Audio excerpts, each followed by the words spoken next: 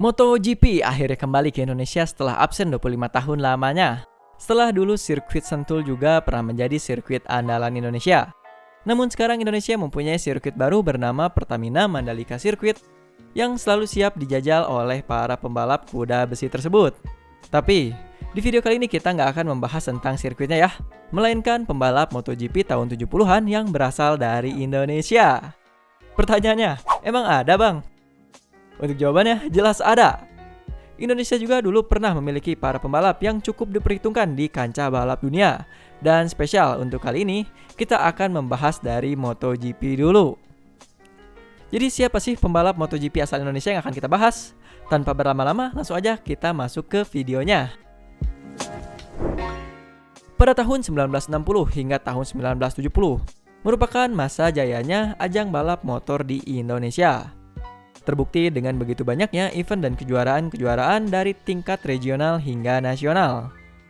Lalu tepatnya pada tahun 1961, pembalap muda Benny Hidayat yang ketika itu baru menginjak usia 16 tahun, memutuskan untuk terjun ke ajang balap motor dengan berbekal motor CB72 yang diberikan ayahnya dan mulai balapan di kelas junior di daerah Curug, Banten.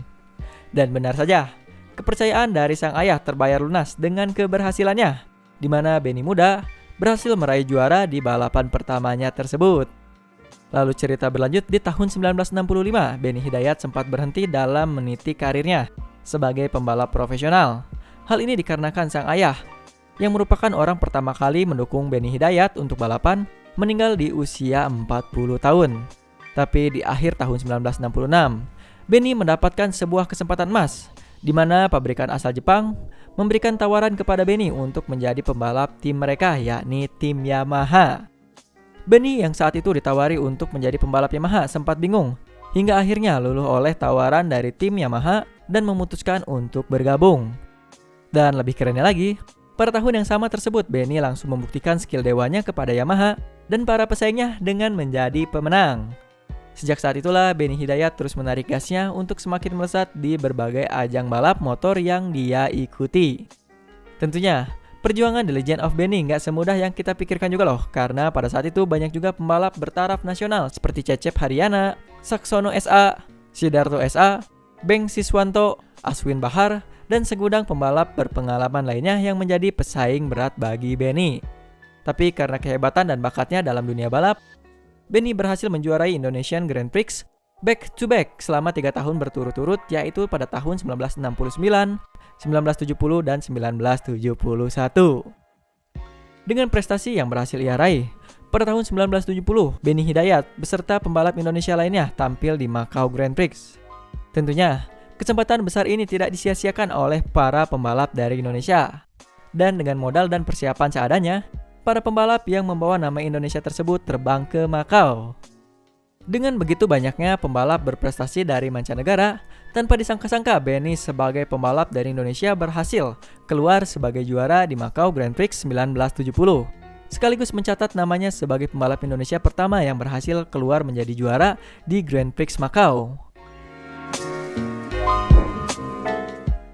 17 tahun meniti karir di atas motor balap, Benny berhasil membawa pulang sederet prestasi dari tingkat nasional hingga ke tingkat internasional. Sampai pada titik tahun 1978, Benny Hidayat yang kala itu berusia 33 tahun memutuskan untuk pensiun dari dunia balap. Namun sangat disayangkan, keputusan dan karir dari The Legend of Benny sendiri tidak memiliki penerus. Tetapi di usia senjanya saat ini, beliau selalu memiliki legasi atau warisan dan harapan agar kiprah para pembalap nasional yang dulu berlaga di ajang balapan internasional bisa dilanjutkan oleh para pembalap muda tanah air. Semoga kedepannya kita sebagai generasi muda bisa membanggakan para senior-senior kita yang pernah berprestasi.